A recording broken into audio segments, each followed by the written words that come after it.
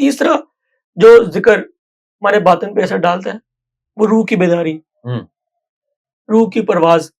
تصوف کے لوگ جانتے ہوں گے یہ بات، روح کی پرواز. روح پرواز کب کرتی ہے؟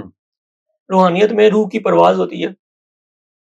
ویسے تو روح پرواز کرنا کہتے ہیں کہ جی بندہ فوت ہو گیا، عام زبان میں کہتے ہیں روح پرواز کر گئی کہ بندہ فوت ہو گیا. روحانیت کی بات کر رہا ہوں، روحانی دنیا کی بات کر رہا ہوں، تصوف کی بات کر رہا ہوں. وہ دنیا جو اصل دنیا ہے اس میں روح کی پرواز بھی ہوتی ہے. وہ روح پرواز کب کرتی ہے؟ جب روح بیدار ہوئے گی. ایک چیز سوئی ہوئی ہے، ایک چیز سوئی، اس نے کیا پرواز کرنی ہے؟ سالہ سال سے سوئی ہوئی ہے، زنگ آلود ہو چکی ہے، اس نے پرواز کیا کرنی ہے؟ جب ذکر کریں گے نا، ذکر کریں گے اور ذکر کو ذکر میں محو ہو کے کریں گے.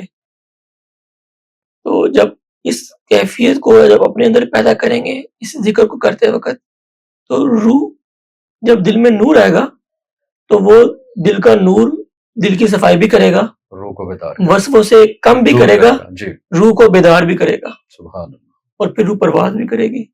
پھر اس کو روحانی مشاہدات ہوتے ہیں. یہ روحانی مشاہدات اسی چیز کا نام ہے.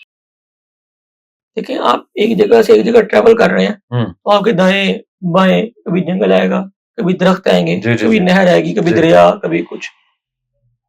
آپ دیکھ رہے ہیں، دیکھ رہے ہیں دائیں مختلف قسم کے مناظر آتے ہیں. بالکل آتے ہیں. ٹھیک ہے، جب آپ اپنی منزل کی طرف چلتے ہیں تو سیم یہی بالکل یہی چیز ہے.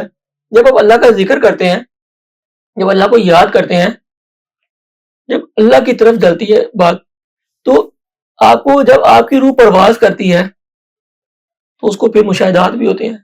بالکل اسی طرح جس طرح انسان کو جسمانی طور پہ سفر کرتے ہوئے دائیں اور بائیں مناظر بدلتے ہیں اور آتے ہیں، یہ روح کو بھی یہ سیم مشاہدات ہوتے ہیں جسے ہم کہتے ہیں روحانی مشاہدات.